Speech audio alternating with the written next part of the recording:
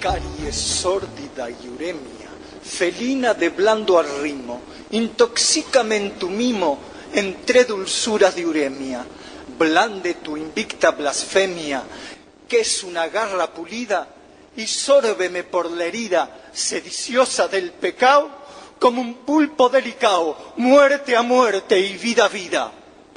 Clávame en tus fulgurantes y fieros ojos de elipsis, y bruña el apocalipsis sus músicas fulgurantes. Nunca, jamás, siempre y antes. Ven, antropófaga y diestra, escolopendra, clitemnestra, escorpiona, pasa sobre mis arrobos como un huracán de lobos en una noche siniestra. Este es el Julio aquel. Este es el Julio, el bardo aquel. Yo te excomulgo, Ananqué, tu sombra de melicendra, irrita la escolopendra sinuosa de mi Ananqué. Eres hidra en Salomé, en Brenda panteón de bruma, tempestad blanca en Satsuma, en Semiramis carcoma, danza de vientre en Sodoma y páramo en Olaluma, por tu amable y circunspecta perfidia y tu desparpajo.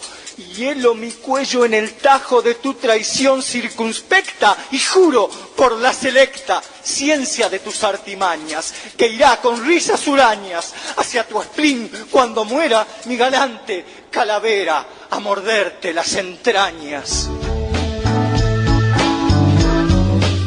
Bienvenidos aquí a Radio Uruguay, a 1050 AM. Estamos escuchando una performance o una versión muy especial de La Torre de las Esfinges o de La Tertulia Lunática. Tiene esos dos títulos, este largo poema de Julio Herrera y Rexig. Y el que estábamos escuchando de una forma increíble es a Héctor Bardanca, Bardo Can, que estaba dando una versión.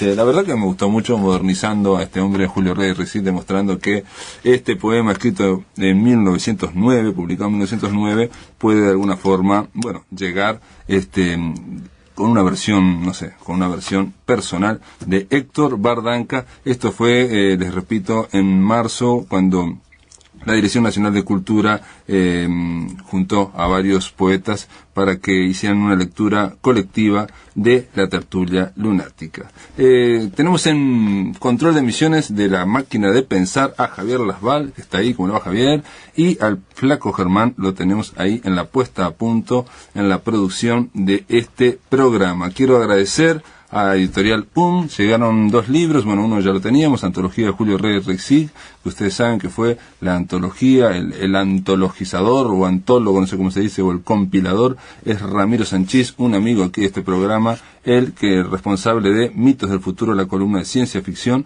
Se trata de una antología de Julio Herrera y Rexig que, viene a cuento con los 100 años de la muerte de este poeta, que vale la pena, salió en Estuario dentro de la casa editorial y también salió en narrativa en Felipe Poleri, El Dios Negro. Se trata de una trilogía que lleva, juntan unieron en un libro las 3 novelas, Carnaval, Colores y El Rey de las Cucarachas.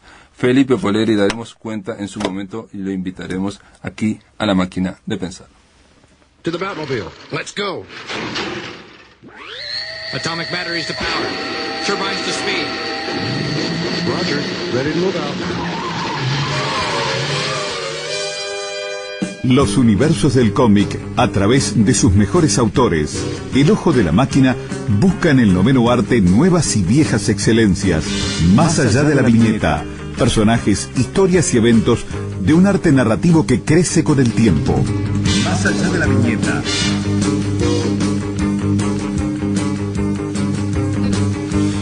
Muy bien, más allá de la viñeta, ustedes ya lo conocen, es Rodolfo Santulo, quizás deberíamos decir el otro Santulo, sí, o el otro señor Santulo, después de haber entrevistado ayer al otro señor Fernando Santulo, su hermano. Sí, se van a tener una sobredosis de santulo. Falta que venga mi hermana Laura y la hacemos completa, todos los santulos. En algún momento, ustedes saben que los santulos son un trío de artistas, ¿no? Estamos haciendo competencia a los Casacuberta y los Ibarburu. Es una cuestión de ir viendo cómo los vamos rodeando. De ir en expansión. No, y también están los los músicos estos. Bueno, están los Dressler. No, Dressler que también son tres. Y los que están con Fatoruso. Los Fatoruso. Ahí son dos y el hijo, ahí son como por generaciones. Bueno, se puede ampliar. Rodolfo Santulo, mitos. No, ese es Ramiro Sánchez, las mismas iniciales. ¿De qué estamos hablando? De David Lapham. Exactamente, y su serie Balas Perdidas. Es una serie. Es una serie, efectivamente, sí. Lapham es un autor relativamente joven, nacido en los 70 en Estados Unidos, que desde muy, muy temprana edad, dentro de lo que uno diría para hacer una carrera profesional, a los 21 años ya empieza a trabajar para distintas compañías estadounidenses. Valiant creo que es la primera de ellas, una editorial chiquita, y no mucho después empieza a hacer lápices para DC. Ajá. Es un autor autodidacta, 100%, que empieza a hacer carrera dentro del mundo de los dibujos. Pero Lapham se ubica en un lugar ciertamente incómodo. Está a medio camino de lo que sería el mainstream, o sea, las historietas de superhéroes, y del otro lado tiene a los independientes gringos, o sea, gente como Cram, gente como Close, los hermanos Hernández. El tipo como que transita en esa línea del medio y está más tirado por lo que cuenta y cómo lo cuenta el mainstream, pero el mainstream lo termina votando. Entonces el tipo, cuando tiene 25 años... Estamos hablando del mainstream de los superhéroes. De historietas de superhéroes. Estamos en Estados Unidos. Aunque sean Alan Moore, por ejemplo. Sí. Sí. Todo lo que sea superhéroes. Por muy bueno que sea, perfecto. Estamos hablando de... En comparación, digamos, nomás no me meto en calidad. Será nomás cuantitativa. Tenés, por un lado, una publicación de Fantagraphics, que es la editorial que alberga a Krum, Hernández y compañía, y debe tener una tirada... Ajá, tipo alternativo. Pero una tirada que no hay manera de compararse con la tirada de Watchmen. Sí, los otros son millones. Los otros son cientos de miles, con suerte. Los millones creo que se quedaron tan atrás en el tiempo. Está bien. En el medio de esas dos corrientes se mueve Lapham. Y en el 95, el tipo, muy cansado de los 3 o 4 años de hacer historietas de superhéroes que no le interesaban especialmente, se desmarca, funda su propia editorial. Pareciera yo que sigo trayendo agua a mi molino. Si usted quiere ser autoeditores. Cuando sea grande quiere ser como David Lapham. Estoy haciendo así, tipo, todos los autoeditores se gana. El tipo larga su propia editorial que se llama El Capitán Books y empieza con esta colección llamada Stray Bullets, o sea, balas perdidas, que directamente es adictiva. El tipo plantea casos policiales, originalmente son revistitas de 24 páginas. Sí. Cada historia es autoconclusiva. Pero están ambientadas en California entre 1970 y 1990. Cada historia empieza y termina, nosotros vemos un grupo de personajes que se ven involucrados en una situación ciertamente policial, y al número siguiente, capaz que nos encontramos que el protagonista de la primera hora es un niño.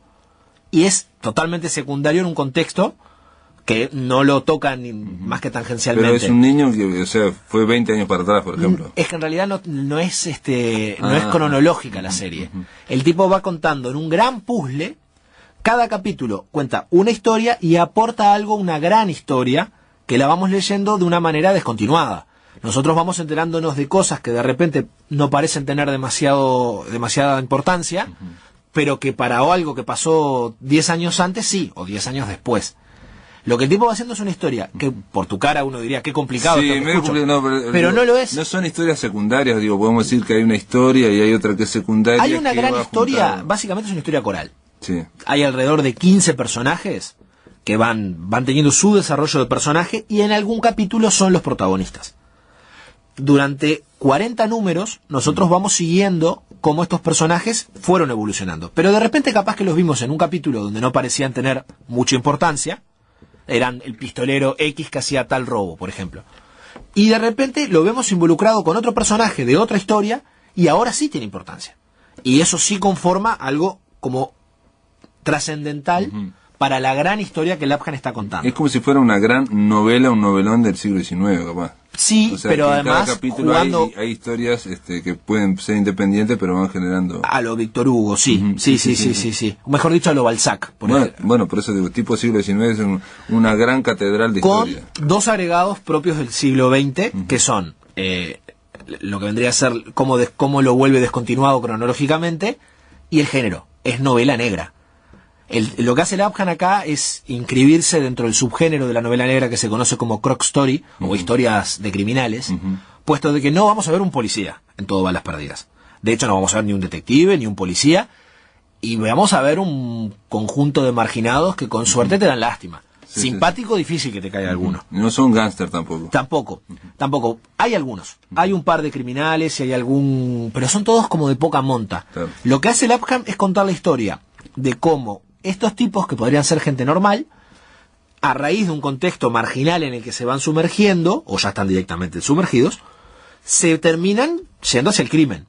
O sea, tiene mucho que ver, por ejemplo, de las novelas policiales de William Riley Burnett, un escritor contemporáneo a Hammett, que así como Hammett marcó claramente lo que vendría a ser la Detective Story, este fue para la Crook Story. Es el autor de, por ejemplo, La Jungla de Asfalto o Pequeño César. Sí. Es la idea de la delincuencia, pero no desde el punto de vista, digamos, del gángster o el lampón, que era el superpotente, sino del pobre desgraciado que capaz que termina involucrado en un crimen, mata a alguien y tiene que correr por su vida. O sea... pero por su vida y no perseguido por la ley, sino perseguido por otros marginales como él. Sí, más duros. Exacto. Lo que logra Lapham es unas historias de un peso dramático terrible, o sea, no es una lectura que uno termina disfrutando y muriéndose de las risas. Yo te decía antes de empezar que un poco, para que el oyente lo imagine, es a la manera de Tarantino y sus historias mezcladas, pero sin el humor de Tarantino, o sea, sin ese descanso que tenemos en ocasiones de los cruces graciosos, y de repente ese personaje que no pinchaba ni cortaba rescata al protagonista y todos nos reímos. Acá los cruces entre los personajes suelen ser trágicos. A medida que fue avanzando la serie, sobre todo para el último tomo, ya Lapham empieza a centrarse un poco más en un personaje en particular que se llama Amy Raceback, que es una suerte de heroína. Esa es la única que vemos en algún momento hacer alguna acción bondadosa, pero se ve que Lapham no es muy cariñoso con sus personajes. Ella se va como volviendo loca a medida que va transitando la historia, lo que a Lapham le permite algunos giros estilísticos formidables, como que la tipa empieza a delirar y se ve como una heroína de space opera. Entonces hay algunos... ¿Qué es Space Opera? Space Opera son las típicas aventuras de ciencia ficción, acá sí nos hubiera sabido Ramiro, que están ambientadas en el tipo Barbarella. ¿No es tipo La Mujer Maravilla, no? No, ciencia ficción. Una nave espacial llega a un planeta raro, pero todo pasa en la cabeza delirante de esta tipa que tiene demasiadas drogas encima o está enloqueciendo directamente. Entonces en esos cortes, Lapham se muestra además moviéndose muy cómodo en una ciencia ficción que encima aporta y suma a la gran historia que está contando. Y acá es donde yo voy a contar la mala noticia. O sea que es un delirio, pero el delirio está inscrito. Porque las cosas que le pasan a ella fuera de su delirio, ella obviamente las transforma en aspectos de su delirio, como por ejemplo lagartos gigantes, pero lo que dicen los lagartos gigantes es lo que dicen los tipos en la realidad y lo que aportan a la macrohistoria. Claro. Pero como te decía, voy a decir una mala noticia ahora. La mala noticia es que Lapham triunfó con esto.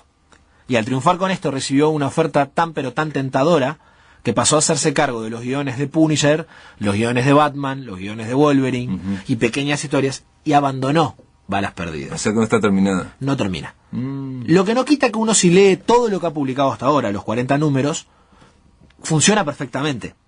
Lo que todavía nos quedamos es cómo cerraba esa gran macrohistoria que Lapham venía de a poquitito construyendo. Eso nunca lo vamos a saber, porque aparte... ¿No se sabe si él, digamos, lo tenía planteado al final? Él dice que sí, pero dice de que lamentablemente viene remando contra la economía mucho tiempo y que las grandes pagan mejor. Hay una carta de él muy emotiva en internet donde se justifica con sus fans, diciendo que él ama el Capitán Books, ama Balas Perdidas, y que si fuera por él haría eso y nada más que eso, pero que no le da para vivir, y que lleva haciéndola 15 años, ¿no? Me estoy quedando corto, 25 años, ¿no? Del 95 para acá.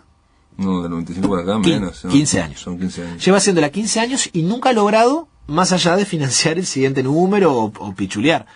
Y ante las ofertas que le están haciendo las grandes, se pasa a las grandes. ¿Y el dibujo cómo es Bueno, el dibujo de Lapham es un dibujo naturalista, no especialmente virtuoso, no es su mayor talento el dibujo. ¿Y él no era dibujante antes? Al principio? Sí, pero le tocaba hacer números en anuales, rellenos, fondos, lo que debe haber justificado porque se aburrió además de hacer eso. no tenía perfil para ser un dibujante hot de la industria. Es un tipo cumplidor, con buena narrativa, no hay manera de, o sea, nunca te confundís con una historia de él. Claro. O sea, pasa a veces con dibujantes más virtuosos que vos no entendés que pasó de una viñeta a la otra. Él Claro. no. Él tiene una narrativa secuencial excelente. Pero no es lo que uno diría un techado de virtudes. Es un tipo cumplidor. Usa muy bien el blanco y negro, que me imagino que originalmente debe haber sido un problema económico, más que nada, por eso edita en blanco y negro, pero él lo sabe hacer muy bien. Bueno, y además él tuvo un salto increíble. El primer tomo, que fue recopilado en un libro llamado La inocencia del nihilismo, ganó el premio Eisner a mejor narración gráfica. El premio Eisner en Estados Unidos es el equivalente al Oscar, el Oscar para las historietas. Sí. Y él, en el año que lo presentó, que fue en el 95, pegó un triunfo total. Expresionista puede ser también, ¿no? El dibujo, ¿no? Podría ser, ese creo que no es de él, es la tapa, porque él ahora en su éxito ya no dibuja, él ahora hace solo los guiones. Todo lo que vamos a ver de Batman, Wolverine, es él al guión y algún dibujante. Está bien. Lo que él logró es básicamente mostrar por la de él cómo se hacían las cosas y triunfar. Es como una especie del sueño del pibe, ¿no? Tipo, tu propia historieta termina entrando al punto de que... Sí, al mercado, pero ahí entonces vienen las grandes compañías. Vinieron 15 años más tarde también, ¿no? Y te contratan y vos ganas plata, pero dejas de hacer aquello que haces. Sí, es como una historia tan triste y trágica y patética como la de sus propios personajes, sin la parte criminal del asunto. Sí. O sea, el propio éxito lo termina alejando de lo que quiere. Igual supongo que hacer una de Batman le debe gustar. A mí me gustaría.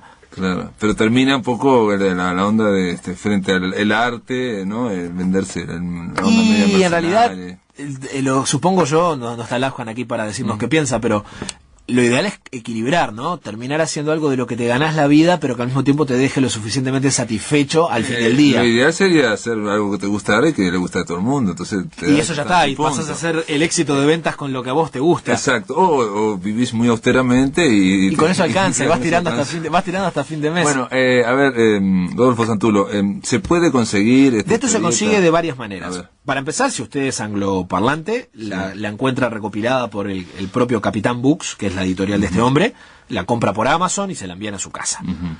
En español hay unos preciosos libros de La Cúpula, la editorial de Barcelona, que editó en 4 tomos todo lo que salió. O sea, los 40 números de este hombre están en 4 preciosos libros de 10 números cada uno, que no son caros, incluso te diría, y acá se consiguen en el Rincón de Coleccionista, yo los llegué a ver.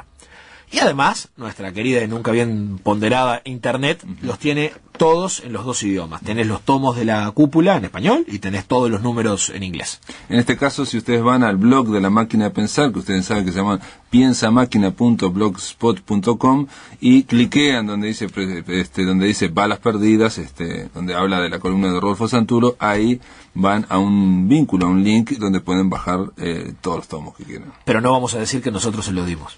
No. Acá no. Es el bloguero Andrés Capelán. Exacto, le echamos la culpa a Capelán, pobre. Exactamente, Capelán tiene la culpa. Porque además, si Lafjan viene buscando sangre, cualquiera que lea Balas Perdidas se lo pensaría 2 veces antes de andar comercializando su obra. Capelán debe estar escondiéndose hasta el En este mismo momento, Capelán se está escondiendo.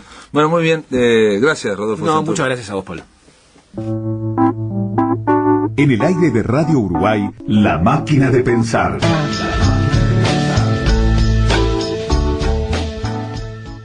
A diferencia de lo que mucha gente piensa, un seguro no es para evitar que te pasen cosas, es para que te pasen cosas. No estaría mal pensar un poco menos en la casa y un poco más en descansar, cocinar, jugar, leer, conversar, escuchar, celebrar en la casa. Por eso hacemos todo para que preocupación sea una palabra que traes al banco, pero que no te llevas. Banco de Seguros del Estado. En Uruguay, nadie te da más seguridad. Informate con tu asesor de confianza en agencias y sucursales de todo el país, llamando al 1998 o ingresando en www.bse.com.uy.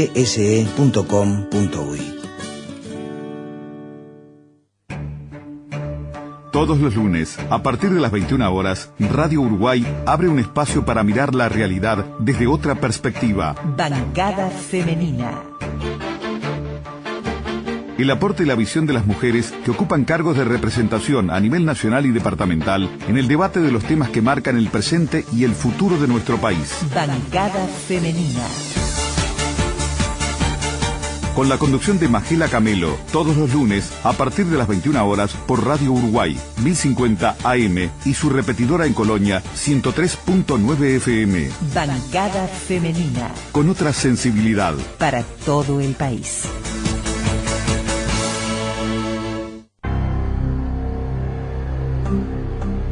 Somos Radio Uruguay 1050 AM, Montevideo, Uruguay, con su repetidora 103.9 FM en el departamento de Colonia.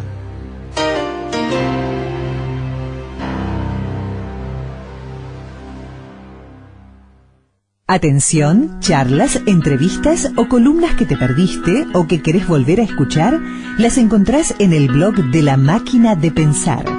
Ingresá a piensamáquina.blogspot.com y bienvenido al corazón de las palabras.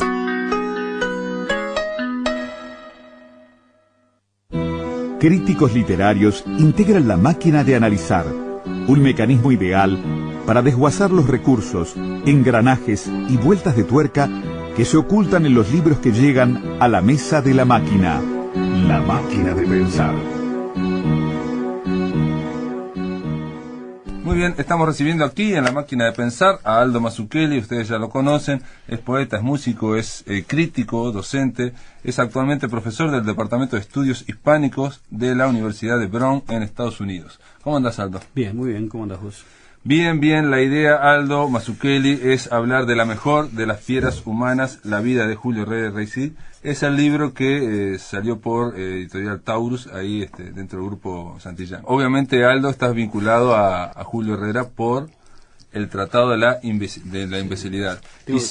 Tengo que desvincularme, ¿no? Empezar a desvincularme. Bueno, no, pero recién sacó el libro, ¿no? Este libro salió este año. No, pensé si el germen de este libro no estaría en el estudio que vos hiciste, preliminar, sí, claro, del Tratado de la Imbecilidad. Es un largo estudio donde hablabas de la vida de Julio Herrera. Ahí, digamos, tuvo forma la idea de hacer un estudio que al principio no sabía si iba a ser más un ensayo crítico, a pesar que yo no soy crítico realmente, ¿no? O sea, no me interesa mucho la crítica, no es algo que me atraiga mucho ni nunca la he hecho, ¿no? O sea, demasiado. O algo distinto, y entonces al final, después de más o menos un año o dos de dejar tranquilo el tema, me surgió la idea de hacer una biografía que me parecía que era un ángulo interesante porque Julio Herrera, a pesar de que hay una especie de lugar común en la crítica que dice que lo que interesa es la obra y no la vida, yo creo que eso surge justamente del desconocimiento que existía sobre la vida, ¿no? Porque la vida de Julio Herrera es muy interesante por sí, aparte yo creo que separar vida y obra es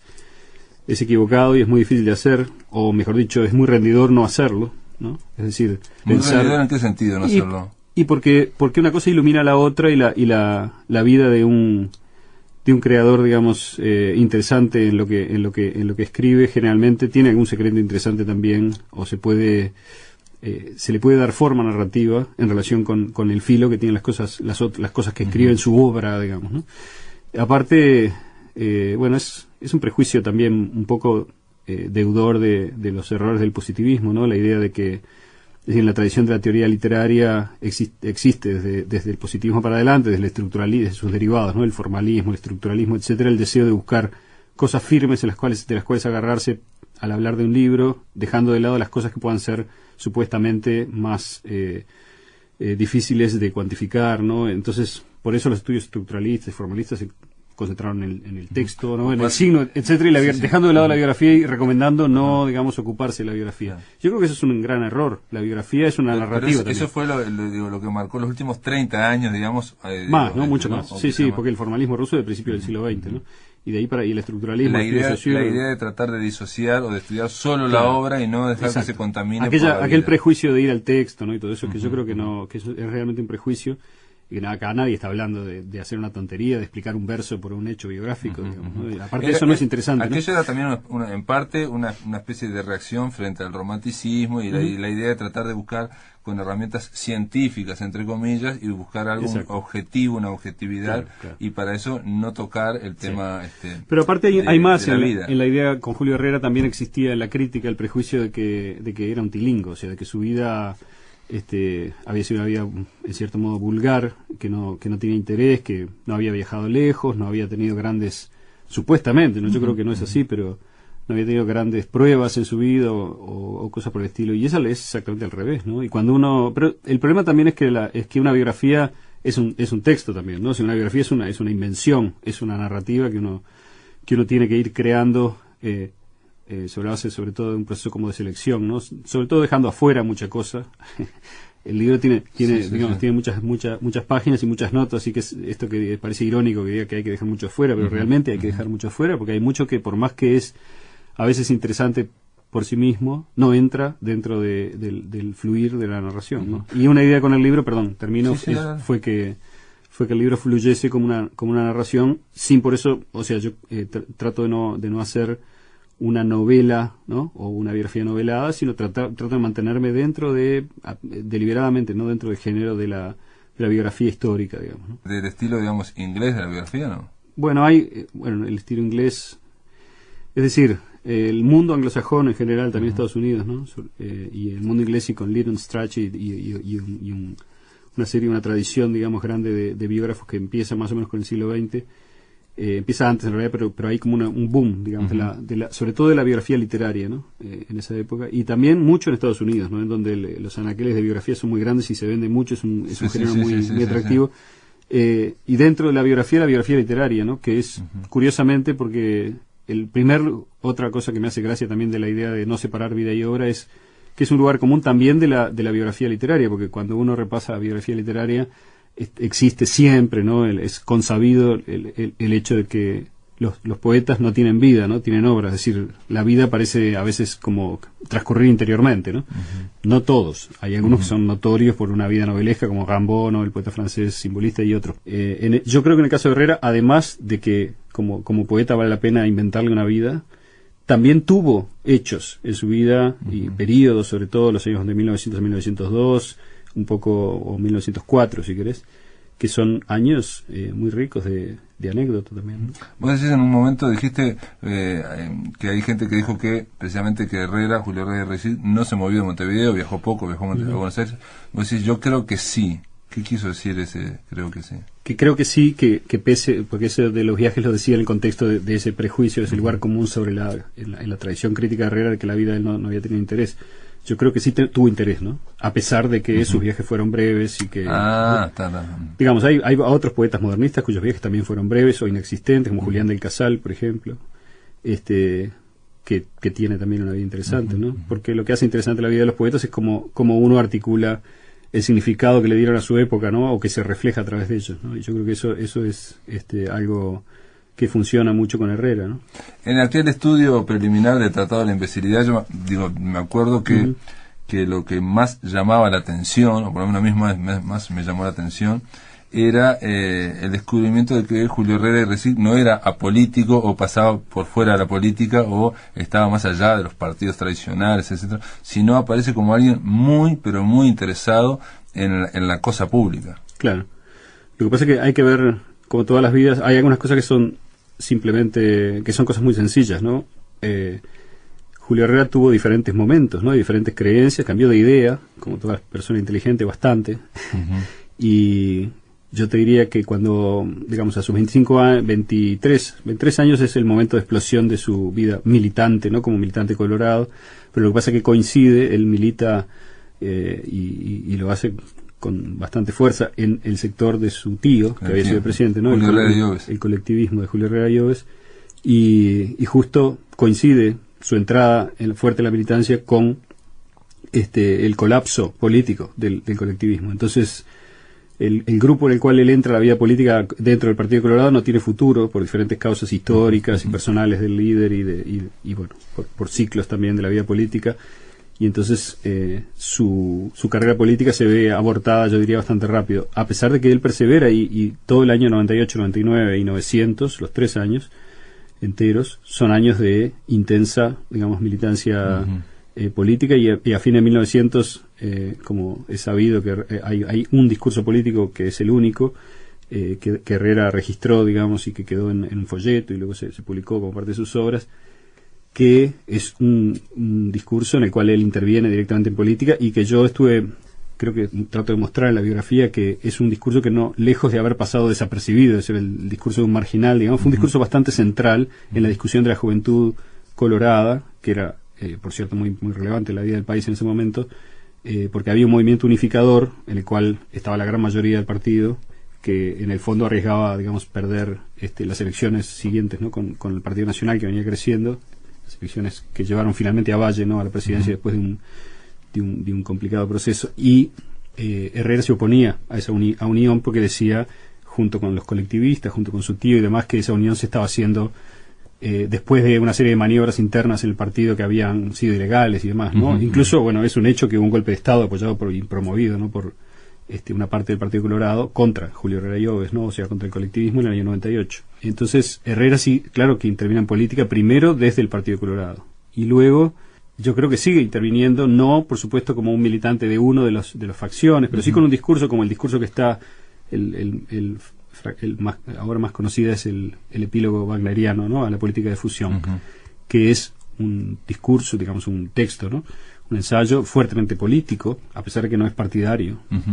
Y también Herrera, bueno, coquetea, está cerca del anarquismo en una época, pero yo creo que hay que hacer una distinción muy, muy simple y muy clara, que es una cosa es un escritor, otra cosa es un militante, ¿no? O sea, Herrera realmente se definió como escritor en esa misma época, y esa definición como escritor también lo ayuda a generar un discurso crítico que no va a encajar nunca dentro de ninguna de las tradiciones confesionales de algún tipo, que tienen límites a lo que aceptan y lo que si aceptan son límites un poco arbitrarios muchas veces, ¿no? Hay cosas que esos grupos no pueden aceptar porque si lo aceptan su identidad, la forma como está autodefinida su identidad se rompe, ¿no? Se contradice. Entonces, por eso creo que esa cosa corrosiva, ¿no? Y graciosa que tienen él, Roberto de las Carreras, y Florencio Sánchez, Quiroga mismo y otros, pero sobre todo los primeros que te nombré, no es entendida desde el lado político, ¿no? Y de hecho generó conflictos, ¿no? No, yo me refiero también, más allá de la militancia estricta en un partido político, a reflexiones sobre el Uruguay, sobre el futuro del país, o el no futuro, o el estar al borde, en la periferia del mundo, digamos, racional, estar al borde entre la civilización y la barbarie, digamos, ¿no?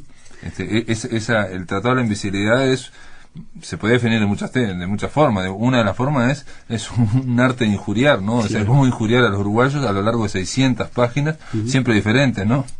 Sí, y es cierto que tiene un costado político ese discurso, ¿no? Que es bastante evidente, ¿no? Pero como decías tú mismo, no ya para esa época, ya para la época del tratado, que es después de este quiebre, digamos, con el Partido Colorado, que ocurre en 1900, fines. Ya es una época de un discurso que sí es político, pero ya no es partidario, ¿no? De ningún partido, ¿no? Tampoco de ningún partido alternativo a los blancos y los colorados, ¿no? O sea, Herrera no se afilió a ningún partido que podríamos decir menor o algo. Sí, o anarquismo, él era literario, más bien, el anarquismo. Sí, o sea, él tenía, bueno, Roberto de las Carreras, el más notorio amigo, que tampoco fue anarquista, pero que sí estuvo cerca del anarquismo y sobre todo coincide con algunos anarquistas en una interpretación de una teoría que no es anarquista, sino que es mucho más antigua, ¿no? Que viene de la antigüedad, que es la teoría o si querés la ideología, no sé, muchas formas de verlo, del amor libre, ¿no? Entonces, esa digamos, esa serie de creencias o de prácticas y de puntos de vista está cercana al anarquismo, por lo menos en un punto, y es que digamos, hay un rechazo tanto en unos como en otros de cualquier injerencia externa, ya sea del Estado, instituciones, lo que sea, en las decisiones personales, ¿no? Respecto en este caso a las relaciones, ¿no? En el caso del amor libre, a las relaciones entre personas, ¿no? De todo tipo. Y bueno, Herrera, en el periodo que es muy amigo de las Carreras, también participa, por ejemplo, como convocante, ¿no? Hay algunas conferencias, una conferencia en particular en el Centro Internacional que, como sabemos, alojaba, digamos, a militantes socialistas, anarquistas, intelectuales sobre todo, ¿no? Y también obreros, en el cambio de siglo, a principio del siglo XX, y Herrera participa como convocante a una conferencia de tono, digamos, o de contenido anarquista, que la da un amigo, quien va a ser un muy gran amigo de él, que es Francisco Arata, un italiano que estaba radicado acá. En ese momento militante anarco, ¿no? Y a nivel, digamos, de su obra literaria, ¿se puede ver esa actitud anarquizante, por lo menos, no? Sí, yo creo que sí, pero justamente, te repito, ¿no? Es decir, lo que pasa es que, bueno, también está en el problema de las definiciones, ¿no?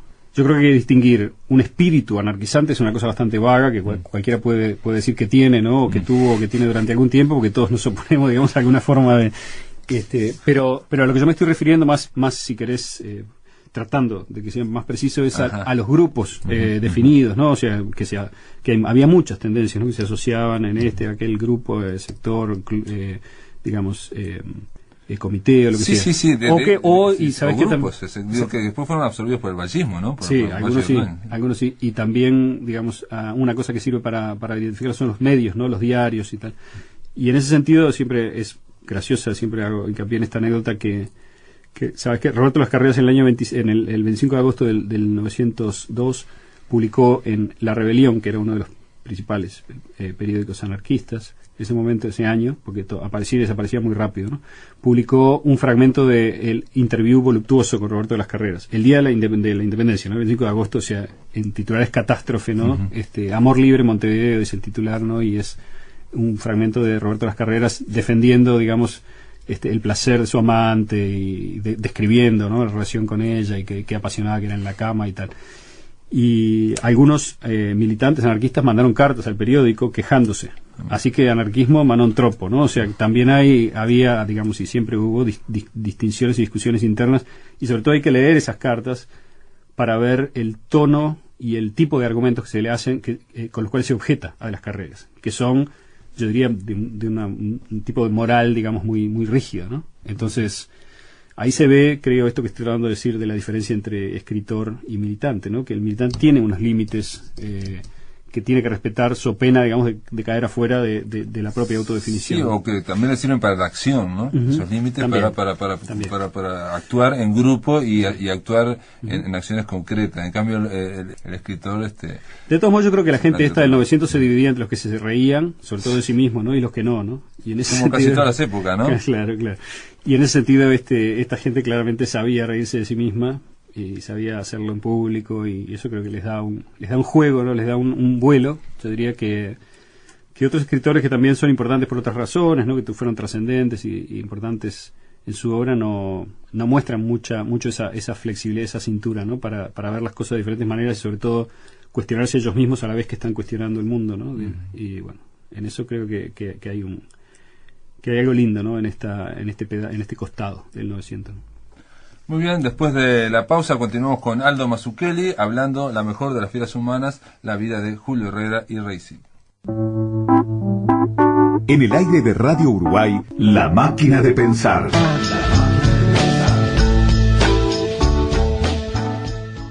En República AFAP llamamos a gente como Laura. Hola. Doctora en una mutualista, para informarla. Sí, rápido, decime. Cada uno da lo que recibe. Ajá, ¿y cómo es, a ver? Luego recibe lo que da. ¿Pero no hay otros costos? Nada es más simple. Ajá. No hay otra norma. ¿Y la plata sigue siendo mía? Nada se pierde, todo se transforma. Hablemos. Con tu compromiso más el nuestro, vas a lograr la mejor jubilación. República AFAP. Más rentabilidad. República AFAP. Gana un país. Premios anuales de literatura. El Ministerio de Educación y Cultura invita a participar de una nueva edición del concurso literario más importante del país. Este año se otorgarán más de 1.500.000 pesos en premios y la edición de las obras ganadoras del primer premio del rubro inédito. Por bases e información, www.mec.gov.uy o en www.cultura.mec.gov.uy. Organiza Área de Letras de la Dirección Nacional de Cultura del MEC.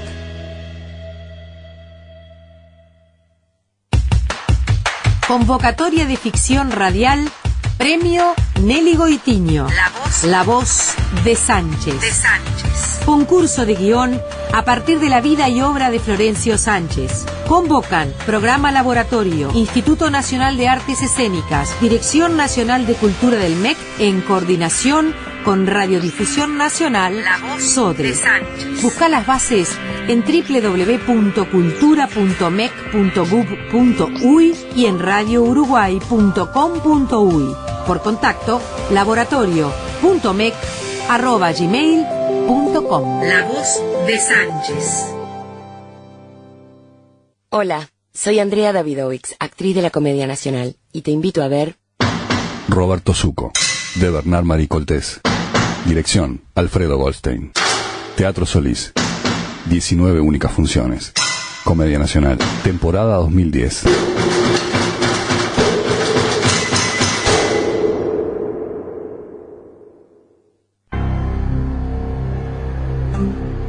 Somos Radio Uruguay, 1050 AM, Montevideo, Uruguay, con su repetidora 103.9 FM en el departamento de Colonia.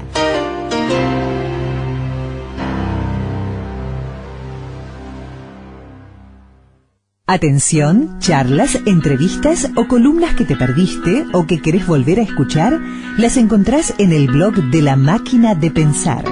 Ingresá a piensamáquina.blogspot.com y bienvenido al corazón de las palabras.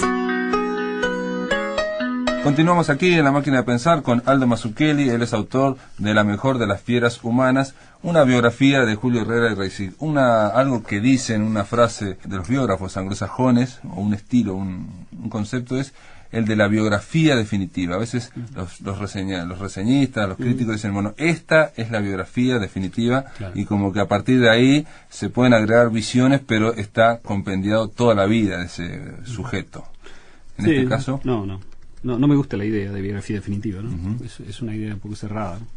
Esta no es la biografía, la biografía no definitiva de Julio Herrera Reisig, porque es la primera vez que se hace un esfuerzo de realmente buscar toda la información con cierto detalle y tratar de contarla y narrarla. Pero yo creo que el esfuerzo que a mí me ha interesado más hacer, o me ha dado más placer, digamos, es tratar de contarla, ¿no? Es decir, no sé si es esfuerzo la palabra, pero el intento es narrativo con este libro, ¿no? Pero yo creo que no hay ninguna contradicción entre la narración y la precisión, ¿no? O sea, se puede perfectamente narrar usando lo que uno conoce como datos, ¿no? Y además, bueno, el libro también yo también intenté hacer una cosa que fue que el libro corra y cuente durante 400 y pico de páginas, digamos, que es el cuerpo principal del libro, en donde no hay, en donde si bien hay muchas notas, no están al pie, sino que las mandé al fondo a propósito. Al fondo del libro. Al fondo del libro, de modo que, y también por cómo está armado la relación entre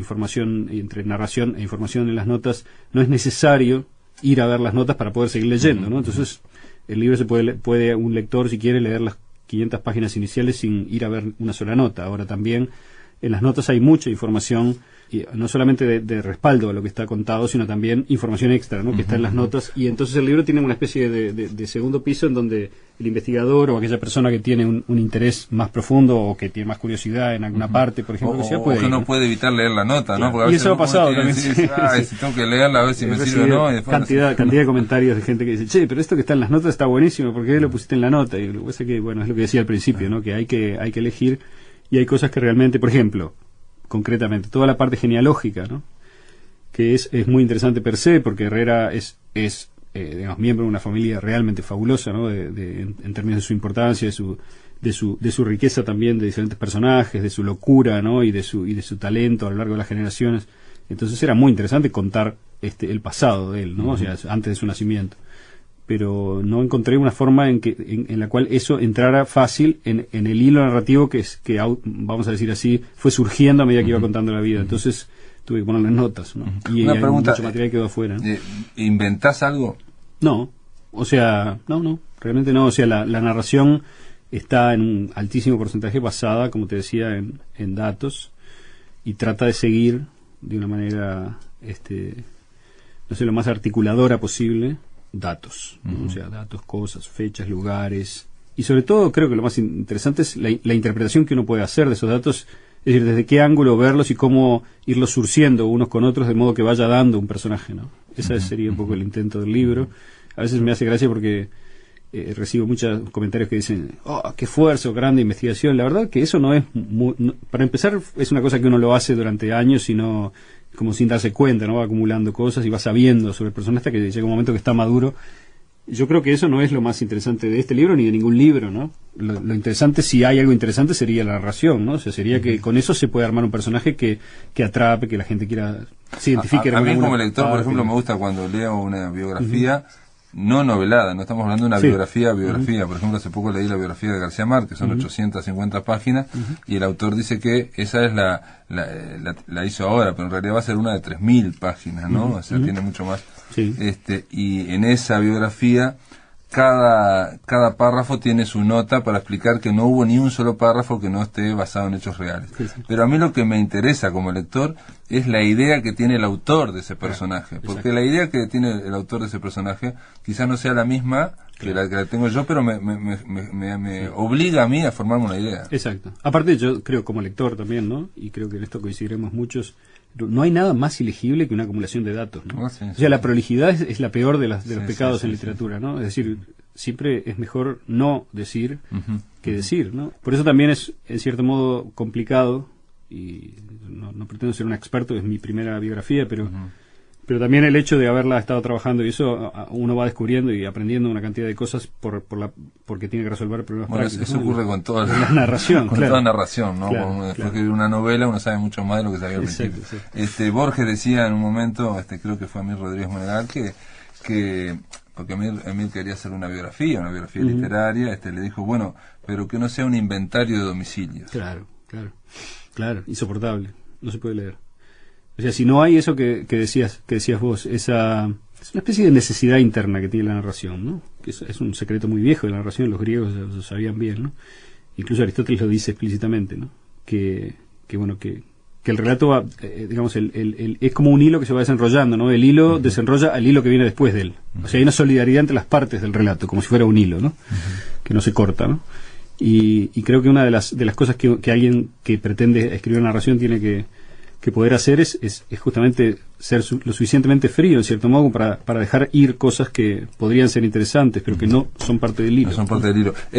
Aldo, yo me imagino que, en realidad me imaginé que para hacer este libro no debe haber sido tan difícil o no debe haber sido tan costoso, o el esfuerzo no debe haber sido tan grande de saber todo lo relativo a Julio Herrera, sino, me parece a mí, como es lo que debe haber sido costoso, me parece, es leer todo lo que Julio Herrera leyó, porque Julio Herrera quizás no se movió mucho, pero era impresionante la erudición que tenía, ¿no? Sí, más o menos, ¿no? O sea, yo creo que hay, coincido parcialmente, hay digamos, una época de la vida de él que hay unos años de formación de los que no sabemos nada realmente, ¿no? O sea, no hay ningún registro, ninguna carta, no hay nada, que son los años cuando él tiene, suponete, entre 17 y 20, 21 años.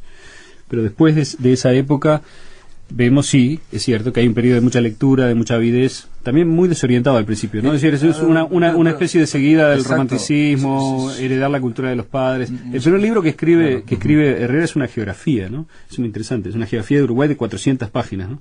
Que está perdida, pero que estuvo a punto de publicarse. Fue aprobada por el Consejo de Educación Primaria para ser publicada oficialmente en el año 98, 99.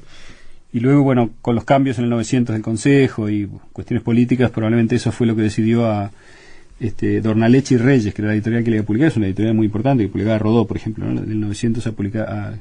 Pero digo, después, volviendo a lo de la erudición, esos años, lo que sí hay, por ejemplo, en el archivo personal de él, que se conserva, es una serie de libretas muy lindas, ¿no? De tapa dura, viejas, anotadas hasta en los márgenes, con la letra pequeña de Herrera, con apuntes de otros autores, ¿no? Pero lo que uno ve ahí, los autores algunos son autores del repertorio romántico francés y español del 19. ¿No? En ese momento hay algunos muy cantados, como Rubén Darío, pero a él le seguía interesando, por ejemplo, Lamartine, ¿no? Que es un poeta romántico francés, muy militante en su época, una figura muy heroica, de quien Herrera toma muy claramente, ¿no? Porque uno lo ve en esos cuadernos que son más o menos del año 900, inspiración después para los éxtasis de la montaña, esos climas rurales, ¿no? Con esos curas medio decadentes, ¿no? Y esas gallinas corriendo por las calles del pueblo, que son exactamente el tono y casi los paisajes literales de Jocelyn, que es un poema narrativo de Lamartine. O sea que estamos hablando de influencias bastante pasadas de moda y viejas para esa época, a su vez, y sobre todo con la llegada de las carreras, y de Quiroga también, ¿no? Que es un personaje muy inquieto que Herrera conoce en 1900 y con quien se hace muy amigo en 1900 durante un año aproximadamente. Bajo la influencia de ellos dos, o gracias a la influencia de ellos dos, Herrera empieza a explorar otras cosas y hace un cambio. Lo que es muy sorprendente en Herrera es la facilidad con la cual adopta una voz nueva, que es muy de él, porque no es exactamente imitada de nadie, a pesar de que hay ingredientes en ella de muchos, pero él tiene ese talento combinatorio y también esa capacidad irónica, que es, yo creo, que la clave, ¿no? De Herrera, de tomar materiales de otros y a la vez que los está usando, se está como está como criticando o riéndose de ellos en un sentido, digamos, de apertura, ¿no? De abrirlos a otras, de sacarles cualquier rigidez que pudieran tener, ¿no? Y en esa época, en 1901, hay una cantidad de cartas a Edmundo Montaigne, que es un poeta uruguayo que vivía en Buenos Aires, estaba residente en Buenos Aires desde chico. Es un anarquista también, que terminó suicidándose un tiempo después, bastante tiempo después. Y en esa carta, en una de esas cartas hay referencias literarias bastante claras, y en particular hay una lista que tiene como 40 poetas franceses, simbolistas, possimbolistas, digamos, pero muchos son poetas muy pequeños, o sea, de muy poca obra, de muy poca trascendencia luego, muy menores, a los que Herrera les dedica a cada uno una línea, como si los hubiera leído, pero uno, después de leer la lista y de conocer un poco el tono de Herrera, yo sospecho que está un poco tirando nombres, ¿no? más que hablando. Sí. Luego el Tratado de la Imbecilidad, bueno, ahí aquí hay algunas influencias como la de, Spencer claramente, sí, claro. Pero también la de Taine, y también mucho, y creo que es una figura muy importante porque es muy talentosa, Guyot, ¿no? El joven sociólogo, que también era muy citado por Rodó, ¿no? También. Pero yo no sé si Herrera, después sí se interesó por la teosofía y aparentemente habría leído alguna cosa. Eso me sorprendió a mí saber, que había leído, por ejemplo, a Swedenborg, o que había leído a algunos teósofos. Sí, no sé, Swedenborg puede ser, no tengo una referencia directa de eso. ¿No? Pero sí, en el libro de Eduardo Espina dice que leyó a Swedenborg y que leyó a otro que se llama Leví, no sé qué, no me acuerdo, que también estaban en ese... No sería Papus, bueno... No.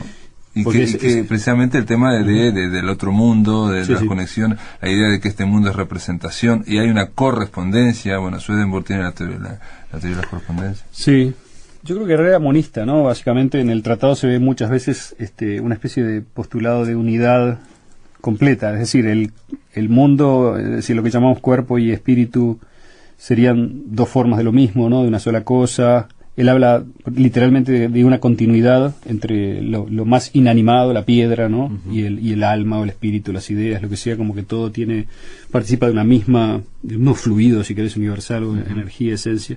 Esa idea aparece de vuelta reformulada muchas veces, o sea, yo creo que él tiene sí, digamos, una inquietud, no sé qué se le quiere llamar, filosófica, mística, ¿no? Mística, pero yo creo que justamente no hay nada raro en eso, ¿no? Todos los poetas del cambio de siglo tienen esa dimensión, porque es una dimensión evidente, es una tercera pata, digamos, en un mundo en el que estaba dividido muy fuertemente entre racional e irracional, ¿no? Y esto, lo oculto, no es ni racional ni irracional, es otra cosa, ¿no? Es algo así como el humus de la razón, ¿no? Es lo que estaba antes de que apareciera la ciencia moderna, en el proceso largo que va del Renacimiento hasta el siglo XIX, pero sobre todo el XVII y XVIII.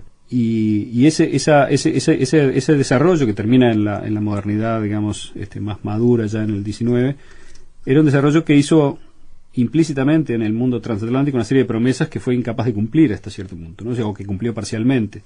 Pero las promesas eran de máxima, ¿no? O sea, ¿promesas que te referís? Por ejemplo, al ciudadano, digamos, que empieza a existir como una entidad más definida en Europa y en Estados Unidos a comienzos del XIX, en algunos lugares muy específicos, en algunas ciudades grandes y tal, y luego va extendiéndose, se le promete, aparte de pedirle que cumpla con la ley, que sea obediente, que cumpla con la moral prescrita, etcétera, también se le promete, de una manera, por supuesto, implícita, ¿no? Esto no está escrito en ningún papel, que va a poder desarrollar su potencial como individuo, ¿no? O sea, la idea del individuo es una idea muy, muy reciente, ¿no? En la historia de la humanidad. Es decir, el individuo, como lo conocemos ahora o como creemos, tenemos una tendencia a pensar que es algo eterno y que siempre existió, y eso no es para nada así, ¿no? Es decir, ese individuo tiene que ocupar el lugar de Dios, tiene que ser responsable y encontrar sentido, porque el sentido no le es dado. Y ese proyecto es muy difícil de cumplir. Y yo creo que el poeta lírico moderno, para ya definirlo de una forma, es una figura histórica, ¿no? Que existe desde el romanticismo y que tiene un apogeo hacia el fin del XIX, justamente en la época de los franceses que todos conocemos, o de Herrera.